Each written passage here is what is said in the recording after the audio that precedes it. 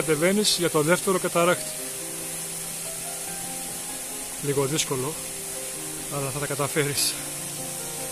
Και εδώ ο δεύτερος καταράκτης. Απίστευτη μορφή.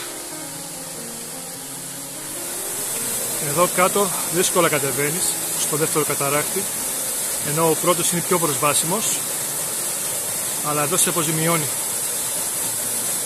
Έχει πιο βαθιά νερά, μπορείς να κάνεις και βουτιά εδώ άμα θέλεις.